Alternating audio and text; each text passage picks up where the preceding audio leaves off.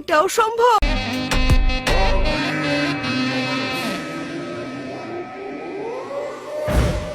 এটা কিছু না, সৌদি আরব থেকে আগত ডলফিন। এখন আবার কেউ বললেন না, সাগরে সাঁতার কাটার জন্য এমন একটা ডলফিন দরকার।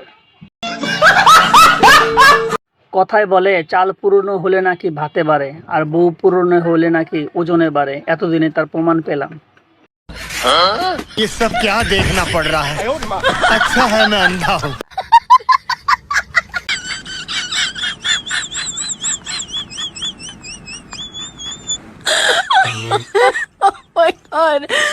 এই ফ্ল্যাটটি কার কার লাগবে কমেন্টসে বলে যেতে ভুলবেন না।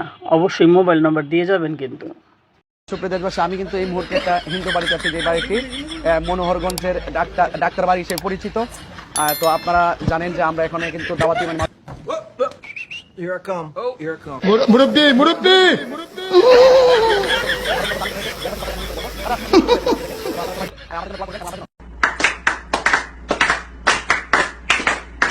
তাহেরি হুজুর যে একটা ভণ্ড, এটা আবার অপমানিত হইল। 14 জন মিলে নৌকা ঠেলতেছে, আর উনি নাকি ত্রাণ দিতে আসছে। আমি বলুম না, আমার শরম করে। আমার এক বন্ধুকে জিজ্ঞেস করা হয়েছিল, তুমি যদি একদিনের জন্য মেয়ে হয়ে যাও তাহলে তুমি তোমার বন্ধুদের জন্য কি করবে? উত্তরে ওজা বলল, একদিনের জন্য যদি আপনি হঠাৎ মেয়ে হয়ে যান তাহলে কি করবেন? প্রথমত আমি আমার বন্ধু বান্ধবদের খুশি করব। খুশি মানে? খুশি মানে তো বুঝতে হবে, যদি আমি মেয়ে হই আমার বন্ধু বান্ধবদেরকে খুশি করব।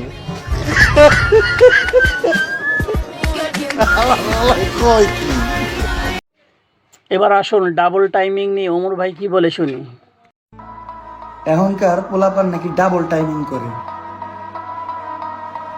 আর এইদিকে আমি একটা প্রেমই করতে পারি না। একজন মাসুম মানুষ পাওয়া গেছে। ডাবল টাইমিং মানে কি এটাই আমি বুঝতাম না। আপনারা আমার অবস্থা একই ওমর ভাই, জীবনে একটা প্রেমই করতে পারলাম না, ও ডাবল টাইমিং। আপনি কি জানেন এই দেশের সম্পদ কারা কারা? জানেন না? তাহলে আসুন শুনে নিই সালমান মুক্তাদি ভাইয়ের মুখ থেকে। উনি দেশের সম্পদ। যে 17 বছরের ছেলে সাকিব আল হাসানের জার্সি পরে জেলে গেছে, 7 দিনের রিমান্ড খাচ্ছে একজন মাইনর হিসেবে দেশের জন্য, ওই ছেলেটা একটা দেশের সম্পদ। যেই ছাত্ররা গুলি খাইছে শুধুমাত্র যাতে আমরা স্বৈরাচার থেকে মুক্তি পাই, ওই যে গুলি খাইলো, মাইর খাইলো, টর্চার হলো, আমাদের অ্যাডভাইজাররা, সমন্বয়করা, এরা দেশের সম্পদ। আচ্ছা, এর রেজাল্টে আমি আপনি আজকে এই যে বুক ফুলায় কথা বলতে পারতেছি, এরা হচ্ছে দেশের সম্পদ। আমি সালমান মুক্তাদির ও সাকিব আল হাসান নিজের ট্যালেন্ট বিক্রি করে এন্টারটেইনমেন্টের মাধ্যমে ফেমাস হয়েছি। আমরা কেউ দেশের সম্পদ না, আমরা বালটাও না।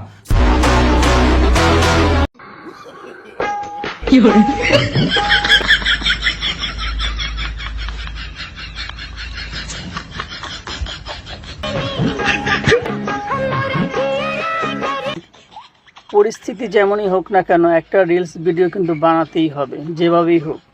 আচ্ছা, ধরে নিন আপনি গরিব আছেন। এতে ধরার কি আছে, আমি আছি গরিব।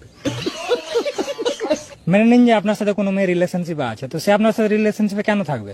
কারণ ও হয়তো আমার চাইতে গরিব আছে তাই। এটাও তো হতে পারে ও আপনাকে ভালোবাসে। স্যার, আমরা ছেলে, আমাদের কাছে যদি টাকা না থাকে না, তাহলে বাড়ির মানুষও আমাদের ভালোবাসে না, তো ওই কেন বাসবে?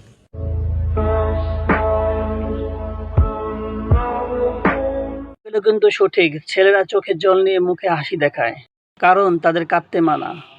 আর পকেটে টাকা না থাকলে ভালোবাসা ছেলেদের জন্য বিলাসিতা। নিঃসন্দেহে তুই ঠিক কথা বলেছিস। এবার আসুন দেখি মাজারের কিছু হাস্যকর নাম, যা দেখে আপনি না হেসে থাকতে পারবেন না। হযরত টং টং শাহ, খেতা শাহ, ল্যাংটা বাবা, হযরত বুধাই শাহ, হযরত চিল খাওয়ার দরবেশ, লেসু শাহ।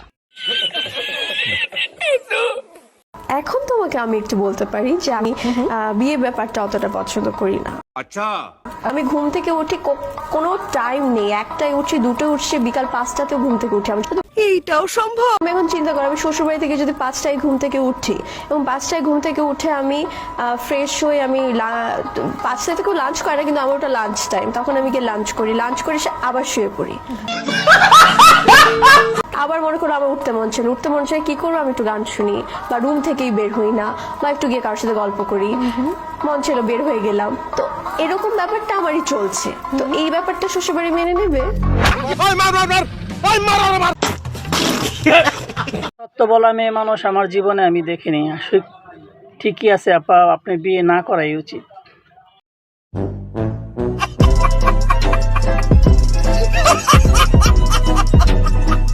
বন্ধুরা, ভিডিওটি ভালো লাগলে একটি লাইক দিয়ে চ্যানেলটি সাবস্ক্রাইব করে পাশে বেল আইকনটি বাজিয়ে দিন।